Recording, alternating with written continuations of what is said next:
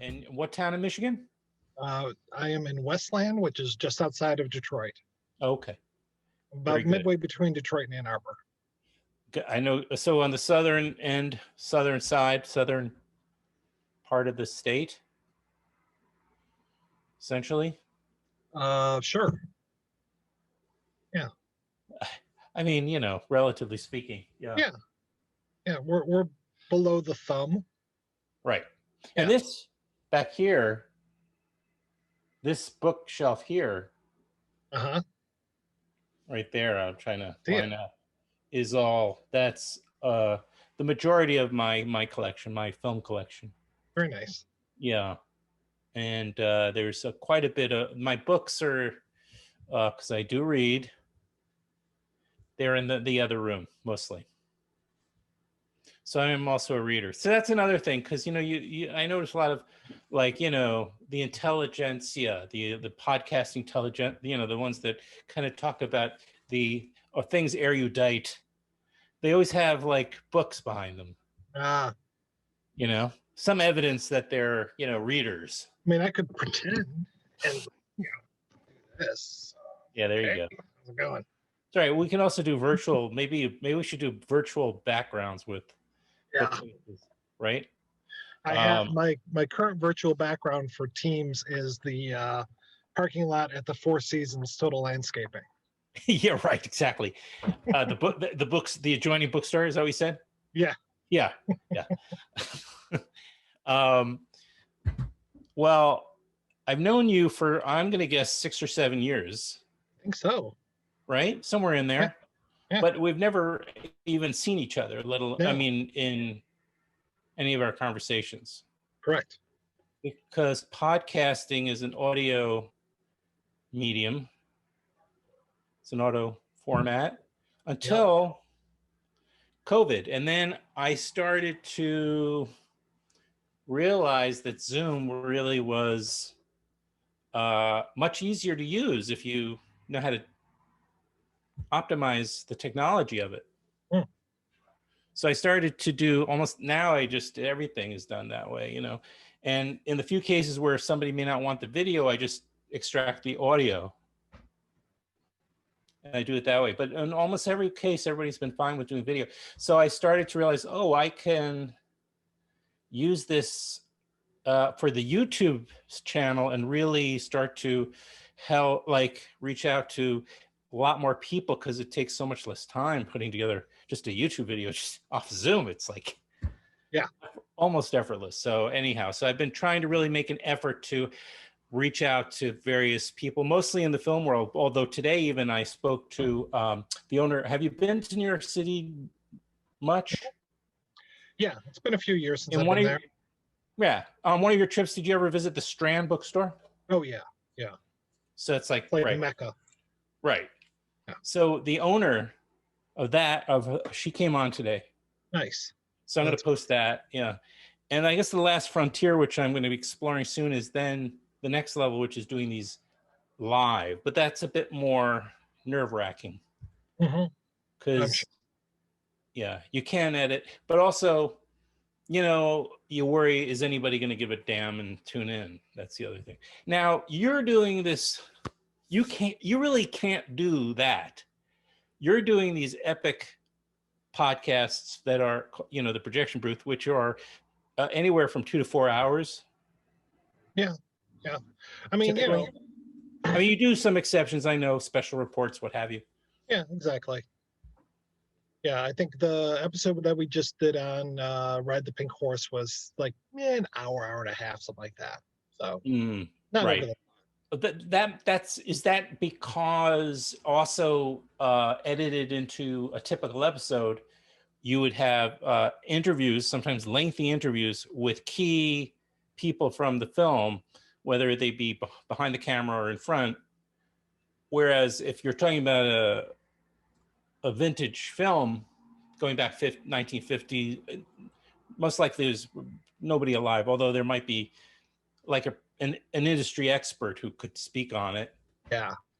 No, I had an interview on that one with Sarah Weinman, who is very familiar with Dorothy B. Hughes. So it's like, okay, this is based on a book by Dorothy B. Hughes. Let's get Sarah on here and talk about that. So yeah, but yeah, most of the time, I'm trying to get folks that were directly involved with it if I can. Yeah. I want to get to your ability of your booking skills, because I've always been very impressed with that. So I do want to talk about that in a little bit. But Sure. I want to also, what I've never, even though I appeared as a guest co-host on 3 episodes of yours, I think 3.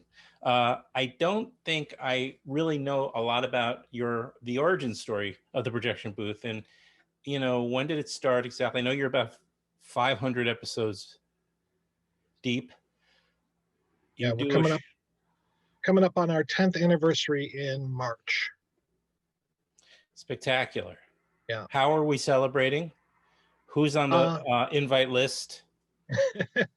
Well, for the 500th episode, I am, which is the last episode of 2020. So far, I don't have any guests on that. I was hoping to have, I don't know, Jonathan Pryce or Terry Gilliam, but nobody's returning my calls. So my booking skills are not that great for that one. And then Can I guess the film is Brazil? Correct. Or yeah. And then in March, I think our anniversary lines up with an episode we're doing on Duke of Burgundy, and I just recorded. Choice. Yeah, I just recorded an interview with Peter Strickland the other day. So Oh, really. Okay, offline. Hook me up, because if it's even possible, or whomever you got it from, because that's a guy I've been pursuing for a long time. Oh, certainly. Yeah, it's a favorite of mine. How did that go, by the way, since you brought it up? Oh, it went great. He was terrific to talk to. The only bad thing was that for whatever reason, I had to end up calling him at like 5 p.m. my time, and your time, which is, it was like midnight. He's over in Hungary, and it was midnight time. So he was just like, oh yeah, no, I'm drinking wine, having a good time, And I when I pinged him at like 11:50, I didn't get a response, and then I was like, oh shit, did he fall asleep? And sure enough, he had. But then he came back, and he was a great interview. Great interview. Well, that's great. But okay, so we'll get to booking, but I wanted to talk about a little bit more about how you came to doing this show, because I remember exactly how I was introduced to it. But you had been doing it for quite a while already. So I didn't want to do the show. I was on a road trip with my friend Justin, and we were going down to a film festival in Indiana. And he's like, we should do a podcast. And I said, no. I don't want to do a podcast. That sounds like way too much work. I did. You had no idea. Yeah. Oh my God. And he was just like, no, it sounds like a great idea. We can do this, and we'll get together, and we'll have guests, and da. And so I basically I had been listening to a lot of podcasts. This is going to sound horrible, but I had been listening to a lot of podcasts, and there are a lot of things that I just didn't like. So I basically made a list of, here's all the things I don't like about other podcasts, and said, okay, we're going to do this, but we're not going to do any of these things. Well, what's an example of that? So Adam, what you been watching lately? Then we'll talk about that for about 20 minutes, and just like grounding things in what's happening right now, and then also just like the chit chat kind of stuff. I was like, no chit chat. Like when we get into it, we're gonna say what movie we're covering, and we're gonna get into there and describe what the movie is, because that's another thing, is like too many times it's just like, so yeah, this guy did this thing, and it's like, what are you talking about? I don't even know what movie you're talking about, and you haven't given me any sort of description of what the plot is. So yeah, I would like at least like, a paragraph of what the plot is. So those were some of the things where it was just like, yeah, we're going to get in, we're going to start talking about the movie, we're going to put things in context, we're going to talk about like things that led up to the film and how they affected things afterwards, and we're just really going to try to center in on one thing and just talk about that. And then if they're related things, we'll talk about those too, but we'll save those for like the back half of the show. Right. Okay. So this was all back in 2010, apparently. But how did you? I mean, did you? Where was your background in terms of your relationship to film? So I actually have a degree in film and video from University of Michigan, and I got that. I think I graduated in '94, and I really liked writing about films and kind of missed that. So I ended up starting a zine. I think that was in '95, called Mhm. Cashiers to Cinemart, and I did a zine for many years. I actually put out a couple issues uh, after I had started the projection booth, but that was really difficult, especially the last one was difficult to put together. Um, but yeah, so I've been doing that for 20 some years, and it's not like I put out a ton of issues. I think I only made it up to like 18 issues. But you know me, they're big beefy issues. Like the first ones were Xeroxed, and then I got into desktop publishing, and then I got a real printer, and then I ended up going to magazine format. And it wasn't just all me writing. There were a bunch of other Right. But this was people that all were within. writing with This me. was all within 18 issues. That Yeah. evolution was.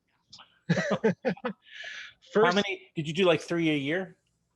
well, the first two came out very quickly, and then after that, it was like one every year ish, and yeah, it was there was no regular set printing schedule or anything. These were it was a zine, so it's Mhm. like I do what I want. When you want. Exactly, Right. exactly. And I Yeah. got to see the whole magazine industry collapse around me as well. So the last few that I did, there was an effort. It was actually I put together a book, a compilation of kind of like the best of the magazine, and I was down in Baltimore, and there was a thing about the death of print, and so it was just like, okay, we're going to do like all old zinesters. We're going to try to get together and do like one last issue or one like completely printed issue of our magazine. So like I did like really old school and even used like photocopier and all this to put this thing together. And that was I like that. Yeah. 2011-ish, I think it was. So I did that, and then I did two more issues where they're basically print on demand. One completely the opposite way, and did print on demand, and so those are available now that way.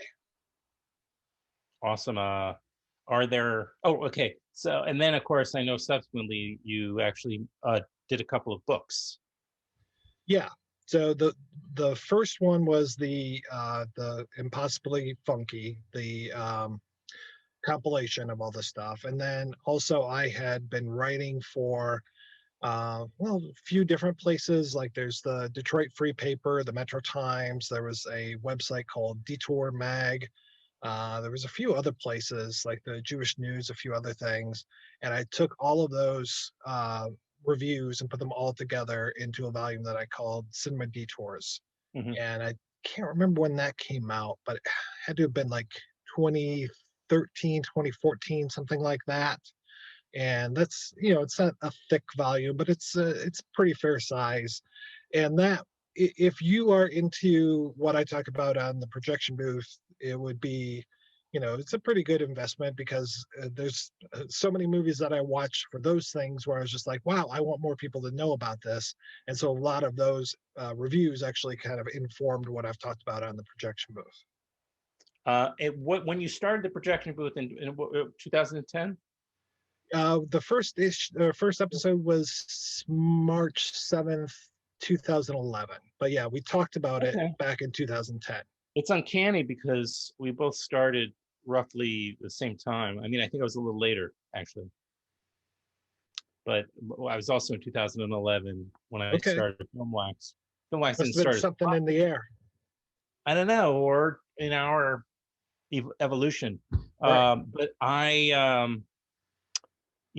started my show as part of an internet radio platform in Brooklyn, so I wasn't doing it on my own. It was just like a half-hour live kind of, and I had no idea what I was Right. doing. And I had not planned it. I mean, I was terrible at it. And what I did have access, which was the idea was like local film people would come on and talk about, Brooklyn scene and which then became quickly the New York scene, which then became, cinema worlds, Right. like anything I want to talk about, which by the time I was podcasting. So, but the Filmwax radio as a thing did start in 2011. And I mean, back then, I mean, also respond to this, because I didn't know what I had. I mean, I had the internet. They were podcasts. They said, do you want to podcast this? Because, since you're just talking, there's not going to be any issues with copyright. Like if you're not playing music on your show. So it's just talk. So we could do that with you. And I said, yeah, sure. And then I ended up saying, well, why I can just build this up? Why am I bothering with the internet radio? So I left them and I went out on my own, and I didn't know how to do that. Like from a technical standpoint, I'm like, well, how do you do this thing? I had some ideas from what I had learned, little bits I picked up from the internet radio guys that were doing it, but I didn't really know. So, and then it was like even 2013, I think, by then, and I didn't know anybody was podcasting personally. So I could call and say, can I just ask you some questions, about this? So, I mean, there was no leveraging. So I don't remember exactly how I ended up figuring it out, but now, as I often say on my show, is I could just knock on my neighbor's door, and chances are I'll be interrupting them doing their podcast. Right. And the pandemic has only really boosted the numbers of people doing this type of thing, because they're home more, Right. and they are using Zoom and the phone and different sorts of communication applications already. And they're saying, I have my best friend, who's the last I'd ever thought, just said he's just going to podcast conversation with his different friends. So it's like kind of a personal vanity project, but most of these they get out in the universe, and then all of a sudden they become somebody else's also, but back then, when you started in 2011, did you think this is going to be a long format? We're going to be doing something, because nobody, as far as I knew, was doing 3-hour episodes on some lost porn film. Right. Well, when we first started, we were doing them basically however long we wanted them to be. And we would cut down the interviews, like when we would talk to people, it'd be like, okay, we're going to talk to folks for a while and kind of warm up to them, and then talk to them about what we wanted to talk to them about, and then just take that little clip and put that in the show. So now it's like, for better or for worse, I will talk to people about their whole career or about a whole span of films that they've done, and then I'll keep that whole thing and I might put in the episode. Or if I know I'm going to do another episode and the person has talked about something related to that, I might cut that out and set it to the side and be like, okay, like when I talked with Ed Newmeyer way back when we did a RoboCop episode, it was like, okay, we talked to him for, I don't know, half an hour about RoboCop, and then we talked to him half an hour about Starship Troopers. And it's like, okay, we're going to just play the RoboCop thing, and then here's the Starship Troopers thing that I just left to the side. And then we did a Starship Troopers episode, and then we pulled that in. That's great. But that's called streamlining. Yeah, well, I mean, I plan ahead, sometimes too much, but at the same time, it's like I talked with an editor the other day, and he was telling me stories about working on The Crow. And I was like, okay, well, that's cool. I like The Crow. I'm very interested in it. But I've been trying to put together an episode about that forever. I'm not going to dedicate an episode to it and just chop out that little bit and be like, here you go. Here's a talk with the editor about The Crow. If I got Glenn Barr or Alex Proyas or whoever, David Patrick Kelly, Michael Wincott, sure, okay, great. But so, well, I mean, I guess technically you could also, let's say you've got somebody all over talking about a number of his films, but the central you're supposed to be talking about film A. I mean, even if he Right. touches on another film and you end up doing something on that, you could, I guess, always recycle it. Exactly. Nobody's going to really. Yeah, nobody's going to fault me for that. I mean, Yeah. we did that when we talked about Mad Max, and it's like I had talked to Bruce Spence already about his role in The Road Warrior and Beyond Thunderdome. So I just recycled that bit into our episode. I didn't feel too guilty about that because he had talked to me about the Cars that ate Paris. So I wasn't too sad about that one. But yeah, when we first started, it was, we weren't doing these epic length things. We were keeping them a lot tighter. And then we started working with a company called Jackalope Radio, and they required 59-minute episodes. And so we kept doing stuff that was like an hour and 20 minutes, an hour and 30 minutes, and then we had to chop stuff out. And it was just like murdering your babies. It was just like, but this really requires, it's like it really requires us to speak for an hour and a half about this. And, right. So that's why you hire editors out there. I'm not talking about you and me, but like, that's the theory behind why an editor is a good thing, because he can kill your babies. Oh yeah. Or she. And then eventually that relationship went south, and I was just like, you know what? I was by that time I had switched co-hosts, and my other co-host came on, and he was just like, it should be like Fight Club. Podcasts go on for as long as they need to. So let's just do that. So now it's like, okay, great. You weren't thinking about audience, or you weren't were you ever thinking strategically about audience growth or monetization or any of those things? No, if I was concerned about growth or monetization or that stuff, I would probably be doing a lot different when it comes to picking the movies, because you can look at the numbers and it'll be like, we did an episode recently on Commando, and it's just like tons of downloads. But then 2020, this year, I've done, I don't know, maybe 16, 17 episodes all about movies that came out in 1969. So like, They Shoot Horses, Don't They, is not going to get the numbers that a Commando or Jaws. What's that? It's so upbeat, though. Yeah. A movie. No, I know it. Yeah, I got you. The nostalgia for that movie, the crowd who would feel nostalgic about that movie may not be listening to podcasts. Right. And then same kind of numbers that those who are nostalgic for 80s movies do. Right, exactly. I don't know if I butchered the syntax there, but you get me. And yeah, at a certain point, I all but really stopped caring about metrics. And I realized I really just love having friends on the show. Well, or, friends I never met before, like people that I just want to have conversations, and, learn and engage, and it's my strength. So to try to do something else or worry too much about it's just going to make much less of a pleasant experience.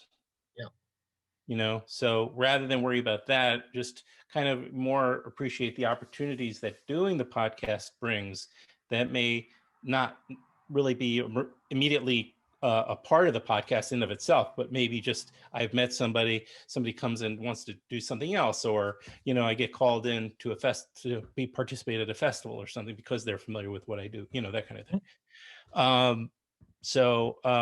Okay, so you started this. You mentioned you had an initial co-host, the one who was in the car with you and said, "Hey, let's put on a show." So that guy, he left. Yeah, after he dropped this burden on you. He got me hooked. Yeah, he got you hooked. He's an enabler. We've established that he's an enabler. He got you hooked on it. You're now an addict. Yeah. And then he cleans up. Yeah, he had a relapse for a little bit and had his own show, and then eventually, he cleaned up and left town. He did a huge episode of his podcast all about Tough Guys Don't Dance. And while he was doing that, he made a lot of friends with people that were familiar with Norman Mailer. Norman And now Mailer. he actually works for like the Norman Mailer Foundation. So imagine that. Oh, I got offered that job. Wow. What are the odds? Yeah, that's crazy. No, I didn't. I didn't. Okay. I didn't. I was just thinking, because I remember that book when that book came out. Actually, that's how far back I go. I would. As a matter of fact, in the 1980s, when I first moved to Brooklyn, I would walk around Brooklyn Heights hoping that I would have a Norman Mailer sighting. Not Nice. that I was that big a fan. It's just like, to me, he's an icon, so you just hope that that's going to happen. Right. Never did, but anyway. So then you start working with a second co-host. Yeah. Then I started working with Rob St. Mary. I was Rob floating St. Mary, around. who I know. Yeah. Yeah. And he used to work at WDET, which is our local public radio station. Okay. And he and we worked together for quite a few years. Though it was funny because he was always considered the new guy, even though he was on many more episodes. Yeah, right. He stuck around for a few years, and then he started to write books. And so he wrote a book about a magazine here in Detroit called Orbit. And he wrote this really nice book all about Orbit magazine. And that kind of took him out of the loop on the podcast stuff. And so then since then, I've been doing this like rotation, kind of catch as catch can of different podcast co-hosts. So I try to get two people, maybe they've worked together, maybe they haven't worked together, and bring them in. And I always describe it as kind of like a cocktail party where it's like, okay, I've got these two people, the three of us are going to hang out, we're going to talk about a movie. Hopefully they get along, hopefully they can, inspire each other as we're having conversations, and off we go. Well, you brought it up. Have you had experiences amidst these 500 episodes where people didn't get along? Did you actually ever have an experience or recording an episode where people got into it? No, I haven't, which is nice. Could you make something up? Yeah, well, I had one really bad time where I had, because sometimes people ask me like, "Hey, can I be on the show?" It's like, okay, yeah, we'll figure something out. I do plan way ahead, so Yes, it's you like, do. okay, if you want to be on something in 2022, that's great. Here's some things that I'm thinking of, because I always have a list. You're not even exaggerating. When No, you I'm see not exaggerating. you're planning into 2022 already. I've already got 2021 pretty much sewed up, and I've got a list going of movies that I'm thinking of for 2022 or beyond. And then I'm already kind of breaking my own rules because a couple interviews have landed in my lap, and I'm just like, all right, well, I better dedicate an episode to this. So like, I'll let the cat out of the bag. I was talking with a friend of mine, and she's like, hey, I know you're a big fan of Leland Orser. Would you like to talk to him? I was like, yeah, fuck yeah, I would like to talk to Leland Orser. So I was like, well, you know what? Now's the time to do an episode on Alien Resurrection, because I like that movie. Not a lot of other people do. I want to talk about it. And so then I'm like, man, who else can I get from Alien Resurrection? I reached off to Pitov, and who did special effects and second unit directing, and he got right back to me. And I was like, okay, there we go. Let's do it up. So I didn't have that on the schedule, but it'll be on the schedule now. So it's a bonus episode for 2021. And then you can also, I guess, consider an anniversary, something else that might be adjacent or related to the film that may have an impact on the timing of your episode. Right. Yeah, put it out on April 26th. I think that's Alien Day. Okay. Yeah. So you're talking about booking. So let's get into it a little bit, because you have had an incredible amount of success, I think, with your booking. You get amazing guests on there, or you do the majority of if not all of the interviews, correct? And Right. These are pre-recorded. Well, I guess the podcast is also pre-recorded, but you record these and then edit them into the podcast Correct. Yeah. as you do the conversation about the film. You usually just go through it's like as though you're reading the script, you're annotating the script or something. You go through chronologically the order of a film with your co-hosts. Essentially, you might go off on a tangent, but you come back and right. So and then interrupting that sometimes will be interviews with the director, cinematographers. It could be anybody from the crew, exactly. maybe some actors here and there. How did you tell me about sort of also that evolution, like when you started it versus where you're now? Well, I mean, my first co-host Justin set the bar way high because our first episode was on the stuntman, and right out of the gate he got Richard Rush and Steve Rails back, and it was just like, wow, okay. He had a great network. He knew how to talk to people, get people's information, and land them for interviews. And by doing that, by having that bar set from that first episode, I was just like, okay, great. Now we have to keep it up. So I love that. I also love that one of our first episodes was on Abar, the first Black Superman, and we managed to track down the guy who actually played Abar, the main character, and he was like literally working as a janitor at a school. But we tracked down his information because he's got a very unusual name, found him, and were able to interview this guy and talk about his whole career, because he wasn't just in that film, he was in a few other films as well. So that kind of, between those two, that kind of informed, like, we're going to go for maybe the people off the beaten path, maybe the people that haven't been heard from in a long time, as well as, we're going to try to get the main, writer, director, star, cinematographer, editor, etc.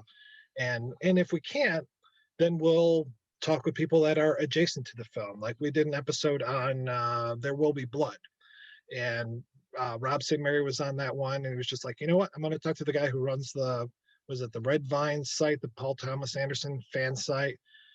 He talked to a guy who wrote a biography on Upton Sinclair, who wrote Oil. And then it was like, okay, we can't really talk to Paul Thomas Anderson. We're not really going to get, why am I blanking on the incredible actor who's the main character of the Daniel Day-Lewis? Daniel Day-Lewis.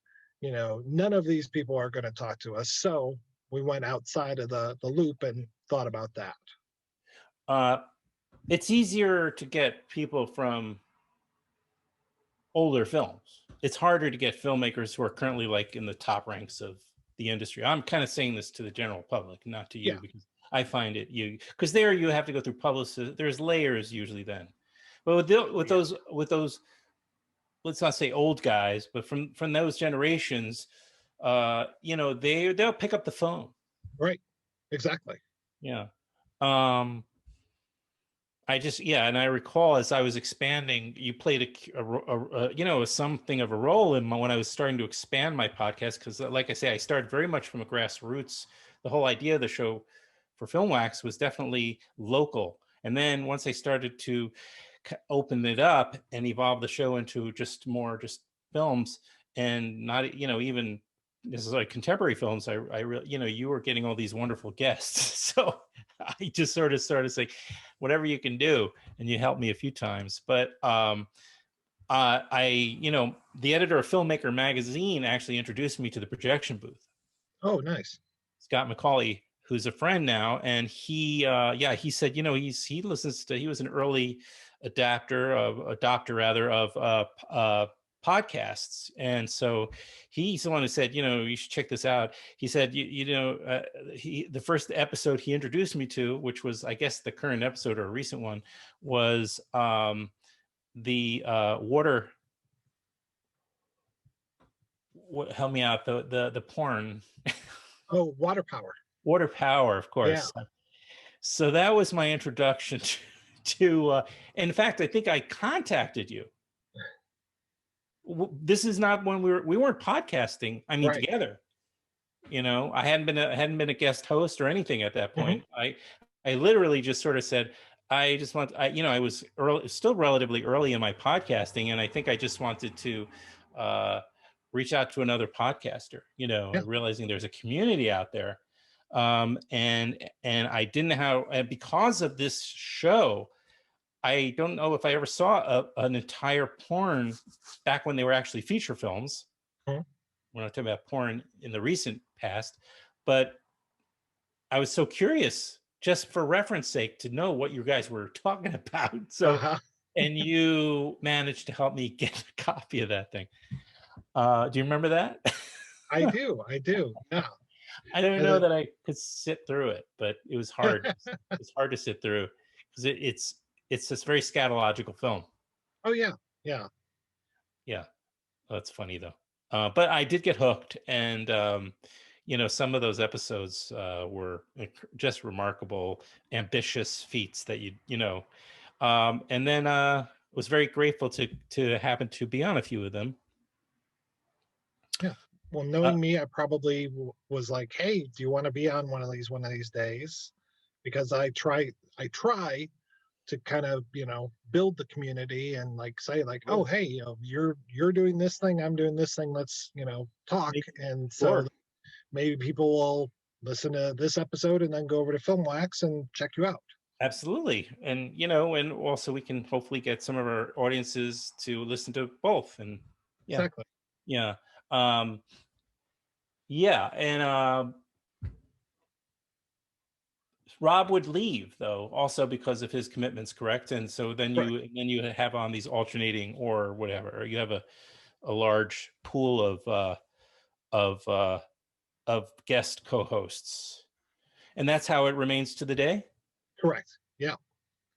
It is And now you, yeah, every week we have two different people, and we might get repeats, might mix and match different ways and sure, stuff. But right, yeah, we're always and then trying to expand. Like I was just emailing back and forth. Gil Kennan, who came on, he's the director of the City of Ember and the Poltergeist remake and a few other things, Monster House, the animated film. We had a great conversation when I interviewed him for the Poltergeist episode, and it was just like, hey, if you ever want to come back on and be a co-host, that's absolutely fine. So we are now talking about when we're going to record an episode on Milos Forman's hair. So I've got him, and then I've got Lee Gambin from Australia who has written about hair before and musicals and just a ton of stuff. And so we're trying to figure out. That's one of those tough ones because here I am in Detroit. Gil is currently over in the UK, and then Lee's in Melbourne. So now we're trying to figure out what's a good day where we can right. get the stars to align. They're like 16 hours ahead, Exactly. Yeah. something like that, right? Yeah, I'll be getting up you'll be early glad. and Lee's staying up late. Well, I've done it. I did a podcast a few months ago with an Australian and somebody in California. Yeah. So, and a New Yorker, and myself, another New Yorker. So yeah, so it was a little complicated, but we did it. Yeah. Yeah, there's always sometimes somebody's getting up earlier than they want to, or staying up Exactly. later than they would prefer. It's very true. Uh, anyway, so you have these components. How many hours are we talking about? Because again, people should know that you're editing, you're scripting a show, you're booking it. Not You're booking your co-hosts, you're booking your guests, Yeah. you're scripting essentially, which is a framework for the show, points that you don't want to miss in the Right. conversation, which is wise if you're you know essentially discussing a film from start to finish. You definitely want to have a plan about that. um And then then talk and you're related films and yeah, you know like hey there was a remake and there was a that's TV right, show that was based upon that's this same right. story and just trying to get in there and dig as deep as possible. Like when we talked about Ride the Pink Horse last week, it was just like, oh, there was an episode of Destry that was based upon this. So then I'm out there buying freaking Destry DVDs so I can watch That's nuts, watch an Mike. You're episode. nuts. Wait, so there was a TV series called Destry. Yeah. I guess that makes sense, right? In the 50s, there were, into the 60s, there were probably dozens and dozens of westerns, Exactly. serials or episodics. And so I keep losing track of where I'm going. So, oh yeah, have you done the forensics? Have you kind of figured out about what you're putting into each episode, or an average kind of time that you're spending on an episode?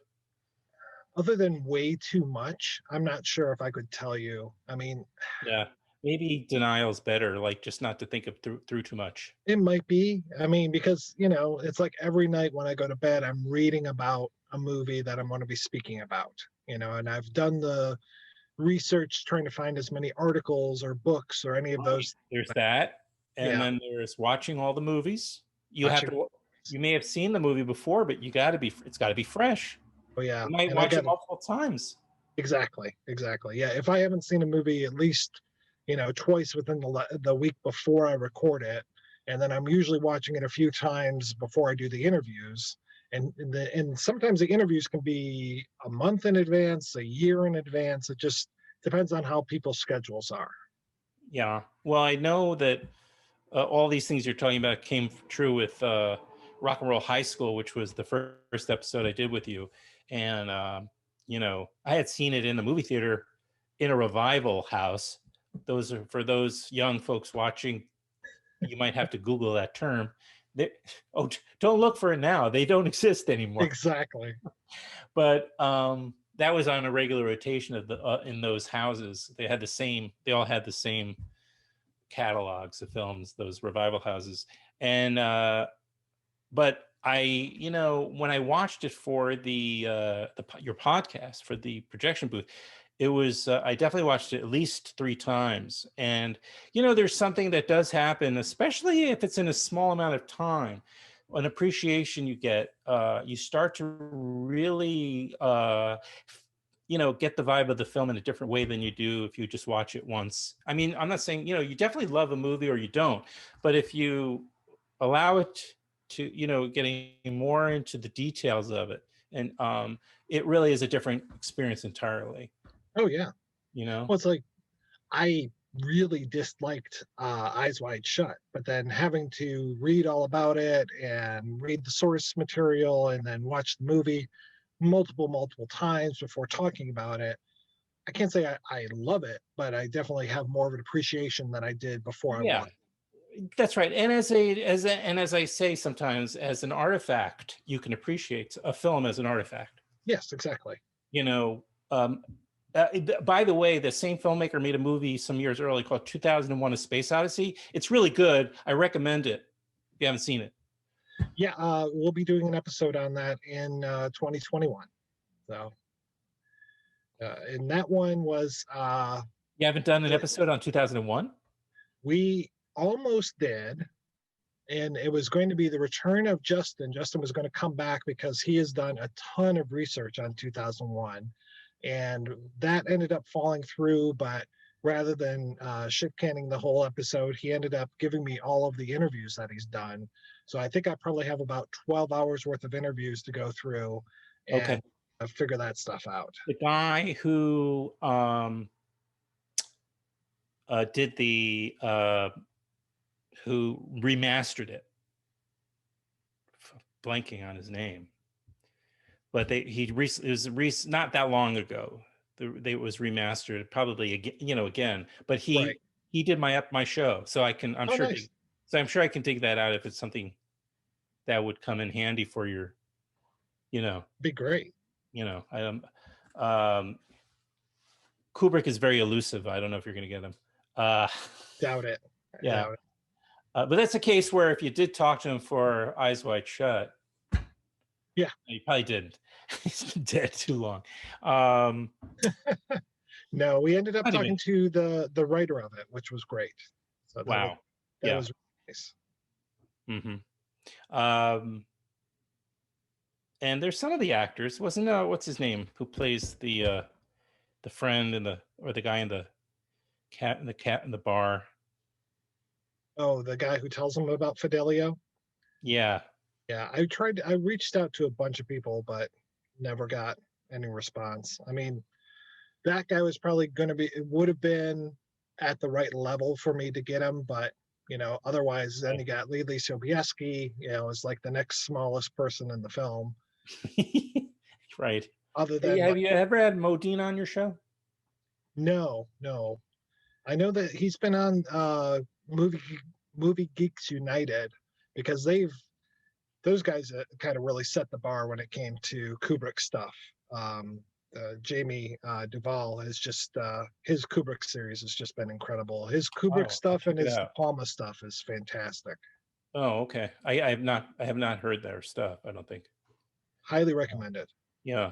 Um, um, I've been wanting to get Modine. I almost had him on once, but the only time they booked him was for me on my show. The publicist, I was traveling that day, and I tried to do it in between flights at an airport. Ooh, That's the life of the podcaster, right? yeah, yeah. That one didn't work out, probably for the best. Better to hold off. But I did once run into him on the subway. Oh, Um, nice. well, this was way back. So before I was even a podcaster by years. And he was on the platform at the Westport subway stop getting onto the F. I got on the F. And I turned to him, I said, Married to the Mob, what a great movie. I should have, I just thought I should have said something more recent, but, Yeah, because have you ever done that movie? I have not. There's one you should do because it's a great movie. It's a Jonathan Demme, right? Yeah. And we lost Demme recently, but Matthew Modine, I'm sure would do it. I've been wanting to do that. I'd love to know more about that film because that movie's so interesting that when you watch the end credits, it's like the outtakes that they show during the end credits. It's like there's a whole other movie to it. Mm-hmm. And then like I know that shortly after Demme passed away, somebody snuck out the director's cut of Swing Shift. So I've been like kind of planning one of these days I'll watch the version that we saw and then the director's cut of Swing Shift. Mm-hmm. But the one Demme film, and this was when he was still alive. I was talking with his people, but still couldn't get a yes. I've always wanted to do Citizens Band, aka Oh yeah, I would love to talk about that movie. I know. And then also the what's the one with oh shit, I don't want to start guessing names now, but the guy works at the he was also he was in one of the stars of American Graffiti. Oh, Paul Matt. Thank you.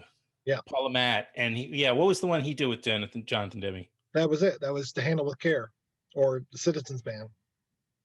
Didn't he do another one then? Possibly, but I'm not sure. Or it wasn't. No, it's not Citizens Band I'm thinking of, unless I'm wrong about that. Maybe Demme didn't direct the film I'm thinking about. I'll look it up later.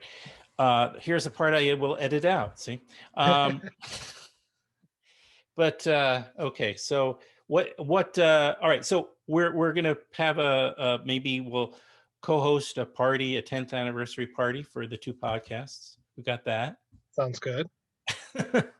And so I'm thinking because it's 50 years ago. I mean, I'm already behind the ball, but 50 years ago is 1970, and we all know, you and I might be a little older than you, but our generation not just you and me, but our contemporaries, very impacted by the 1970s filmmakers, undeniably, right? So here we are in 1970, 50th anniversary is coming up for a lot of iconic films over the next 10 years. So already I missed in October last month was the 50th anniversary of the release of 5 Easy Pieces. Oh, nice. But I was just thinking, so many incredible opportunities are coming up. If you want to time it with 50th anniversary, keep that just in mind because, maybe I'll look at 1972 and plan it out for 2022. Yeah. Yeah. Like the 1969 series that I did this year was a year late. And that was really just kind of serendipity that there even was that. As I'm putting together the schedule, I'm just like, oh, that movie was 1969, and so is this other one, and so is this other one, and so is this. So then I started grouping them all together. Then I was even seeing like when I put out a month of films all about Cinema Novo. I was like, oh, here's another 69 film. When I did Checktember, I was like, oh, here's two 69 films. So I'm like, Yeah, right. Well, yeah. Well, even 72, you're gonna have some Altmans, you're gonna have some Mhm. really amazing films in there. But when you get a little further down the road, then you hit then you start hitting where even though they're fantastic films, they get big name Right. stars. So once you're hitting 70 after The Godfather Hmm.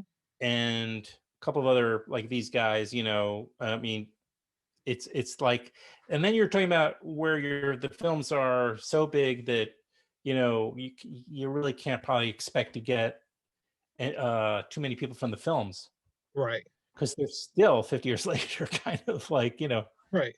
Well, I am going to do an episode on The Empire Strikes Back, okay. uh, 2021. So with Often that, thought of as from that original trilogy as the strongest of the three. for me, yeah, yeah, Yeah. definitely. So I've already talked with Peter Shishitsky, the cinematographer. I talked with Jim Bloom, one of the producers, and then I've got a list right now that I'm working on of like some other folks that I want to talk to from that. Possibly the editor of the film. He just had a new book that came out, so I'd love to talk to him about that. He edited a bunch of Oh, great you stuff. can. Well, that's a way in if it's really recent a book. Yeah, exactly. For sure. Um, yeah, I was hoping to get actually. I had recently got the Criterion. Well, I have two Criterion versions of Five Easy Pieces since I brought it up, because one came in the original the B Well, what is the it called, the BBS box. BBS box, which is right, yeah. So it's in there, but then I also got a copy from Criterion, independent of it. And in there, Kent Jones, my friend Kent Jones from the film, formerly the director of the New York Film Festival, wrote the liner notes. So I was going to invite him on to have a conversation about Five Easy Pieces, but I don't have his email. So Sure, you can find it if you dig around. yeah, I've already made a one half-hearted attempt. I have to make another because it's one of my favorites, and you know, yeah, that film for me is a big one. And I actually emailed with the director a while ago, but we were hoping something would come up with that, and you know, it was that we had a couple of real big hitches. Yes. Oh Couldn't yeah. quite, technically speaking, and etc. But anyway, um, well, this has been great. I hope we can schedule something into 2022. Me too. So, or if I get some other special episodes coming up, I'll be sure to give you a ring. I can't remember. Are you? Sure, any. I need to make sure that you're in. I started a little private group on Facebook of like all the people that I have as regular co-hosts. I need to make sure that you're in Oh, that. I'm not sure I am. I don't know that I would consider myself a regular, because I've Well, only done 3 episodes. I did. that's Let's see. What was the third enough. one? We did RoboCop most recently. You have a very good memory. And I did, yeah, Rock and Roll High School. And I was trying to remember the third one. I can't. Anyway, there were 3. I can take a look in the archives. But yeah, put me in, invite me into that group. I'd love to keep up on it, and then yeah, I would love to do one, even if it's over a year off. It's fine. I don't mind. I've got a lot coming up. I can maybe announce here a soft kind of announcement of my own show going into my 10th year, that I'm going to have a co-host of my own, which Oh, I've never really nice. had. And it's she will be in our first episode, which we're kind of doing a few early official episodes. Those will come later next year. But we did one with the author of a new book on Cary Grant called Scott Eyman. So but my co-host is Ileana Douglas.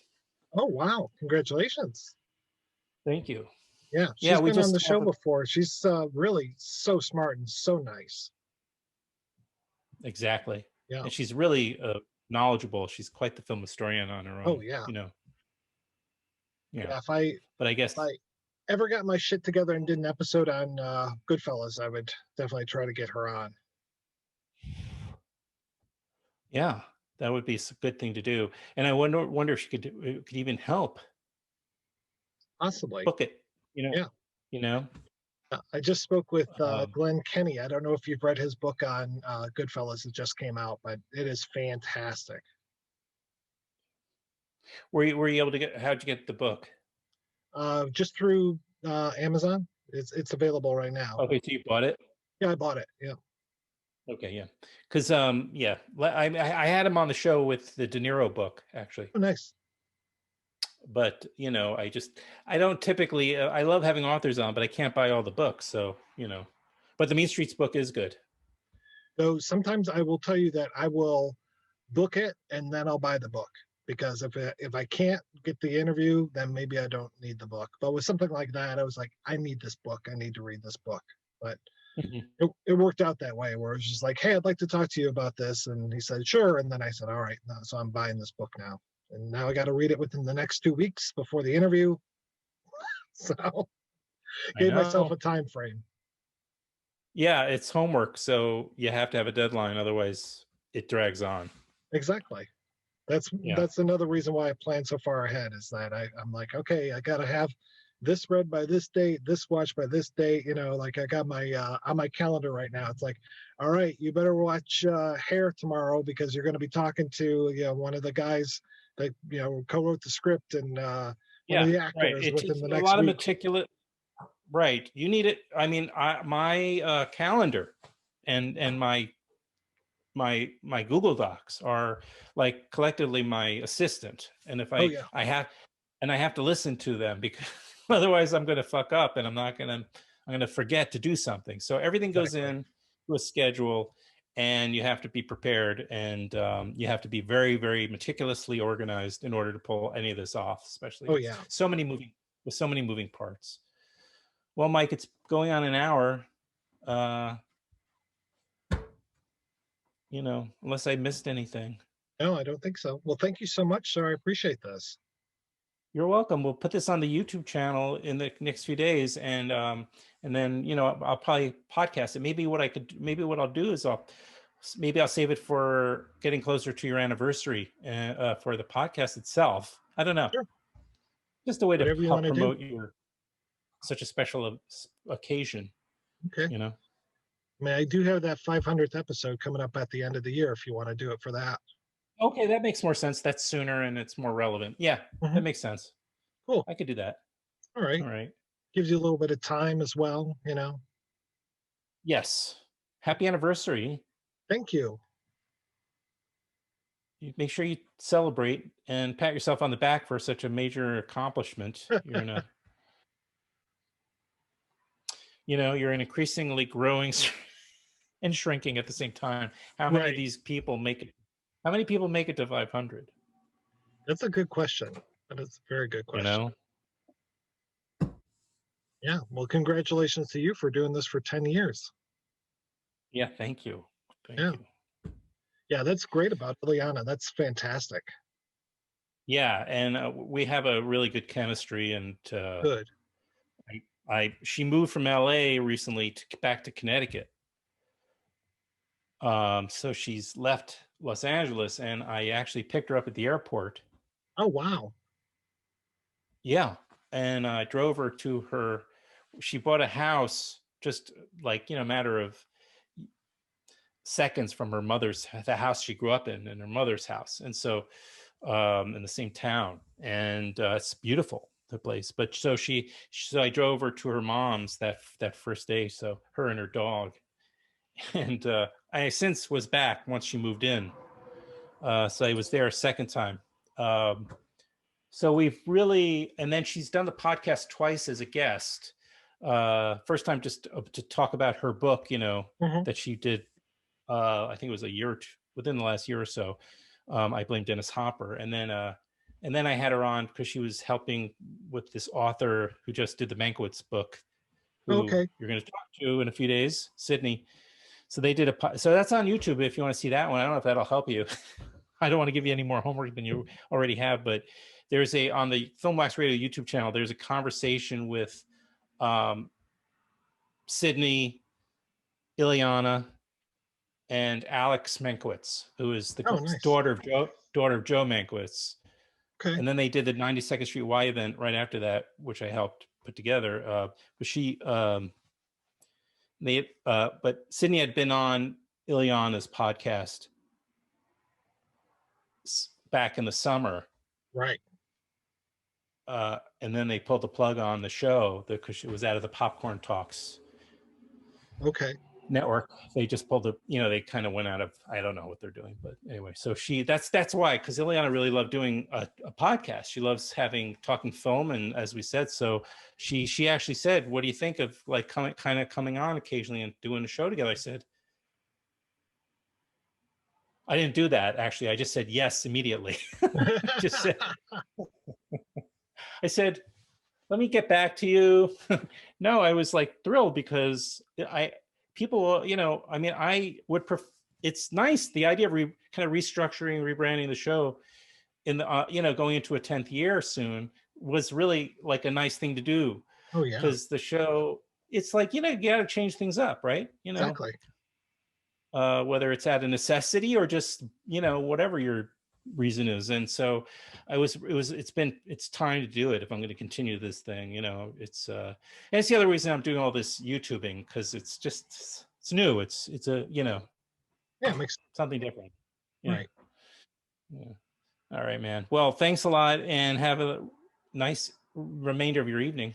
Thank you. Yeah, I'm recording. I do another show called Dreams for Sale where we talk about Twilight Zone from the mid '80s. So I'm going to be recording that later on today.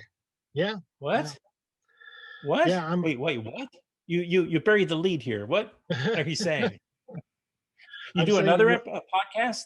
Yeah, I do a couple others actually. There's one called Dreams for Sale, where we talk about Twilight Zone from the '80s. What's the other one? Wait, the reboot series? Yeah. Okay, then, who hosted that? Nobody hosted that actually. It was just a voiceover that would come on and introduce stuff. Kind of like I guess 90. Oh, what's that? There was a one with Frederick, or what's that guy's name? The guy with the droopy eye from the black guy. Why am I forgetting his name? He was in Species and Bird and so many things. I'm completely forgetting his name. Jeez, I feel like an idiot. I'm glad this isn't going into the episode. No, it's not. Look it up. I am. I'm going to do it right now. I didn't bring my phone to here. I should have, because I would have looked up a couple of things already. He was in Ghost. That's what I'm going to look up.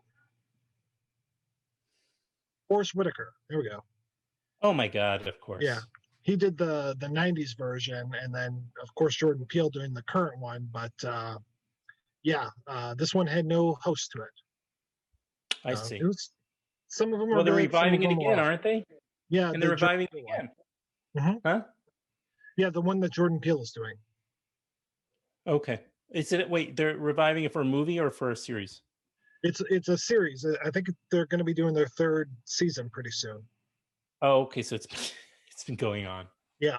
Shows how little And then you have another one. Even you're just hosting you're just talking on these. You're just involved, but you're not editing or anything like that. I'm editing the life. Please tell me you're not. Yeah, I edit the one the Life and Times of Captain Barty Miller, but those episodes are usually about half an hour long. So on that we do 3 episodes of Barney Miller every month we talk about. And then as a joke, we're doing a limited series called Rankin' on Bass, where we talk about Rankin' Bass specials. Poster art? No, or just rather, the Rudolph the Red-Nosed Reindeer and that's Boy. Yes, right. Yes, yeah. Rankin', of course, right. And Frosty the Snowman. Yeah. Yeah, exactly. Sure. Wow. That's a lot. So no wonder you don't have well, you have more time, I guess, maybe because you're in the basement. Right. More than ever, right? Are you working from home too? I am working from home, yeah. So no commute time, which is good. But yeah, still have the day job. I posted the other Yeah. day something about like, boy, I wish I could podcast full time, and somebody's like, "You have a job?" I'm like, "Yeah, I have a job. This is this is not the this is not the only thing I do." Yeah, it doesn't quite rake in enough bucks. Yeah, exactly. Yeah, Podcasting, yeah, I ex- understand. Well, exactly. yeah, I had no idea. That's remarkable that you can do all that. But I do. How great is Steve Landisberg now that you bring it up, though? Oh fuck yeah, he's amazing. Is He's not he? on there yet. He just guested. Like we're going from the beginning. But Oh, yeah, right, he, right. He he wasn't a series. He wasn't a. He was like a recurring character, yeah he can't. He starts full like Barbara time. Barry. Right, right. Yeah, I'm wondering when she's going to leave the show because it feels like she's barely on there. I know Chano, Gregory Sierra, he leaves, I think, after the second season. Wow, Yeah, it was a good cast. that was a great cast. It's just Has, amazing. but you don't get. You just talk about the show episodes. You don't do interview. You don't bring anybody from the show on. Not yet. I mean, I've talked with Max Gale, um, Right. but he He's. I hasn't know been on. he was in an indie film a couple years back. I remember. I Yeah, was thinking about bringing him on, but it wasn't very good. So yeah. He he's local. He grew up right around here. He's not here now, but he grew up in Grosseto, which is like one city over from where I grew up. I see. Yeah. Right. Yeah. Well, I'm sure you could get him. Yeah. So he and I we've chatted, but he has yet to say like, "Oh, sure, let's do it." So, Okay. Yeah. all right. It's technical. Yeah. Just getting them, however you can get them now, from a technical standpoint, so you can hear them and get a good audio, capture good audio recording. Yeah. Yeah. Exactly.